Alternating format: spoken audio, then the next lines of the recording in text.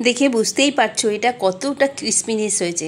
আজ বানিয়েছিলাম কাঁচকলার চপ। কাঁচকলাগুলোকে প্রথমে পাতলা পাতলা করে বেগুনির মতো স্লাইস করে কেটে নিয়েছিলাম। তারপর একটা কাঁটা চামচের সাহায্যে প্রত্যেকটা কাঁচকলা ফুটো করে দিয়েছিলাম যাতে মশলাগুলো ঢুকে যায়। এরপর 1 চামচ লঙ্কার গুঁড়ো আর সামান্য নুন দিয়ে ভালো করে মেখে ম্যারিনেট করে আধ ঘন্টার জন্য রেখে দিলাম। ততক্ষণে এদিকে আমি বেসনের ব্যাটারটা রেডি করব।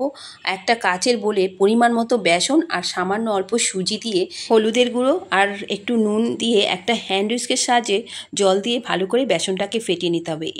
এইভাবে অল্প অল্প জল দিয়ে বেসনটা ফেটিয়ে নিতে হবে। যত বেসনটা ফেটাবে চপটা ততটাই কিন্তু সুন্দর হবে।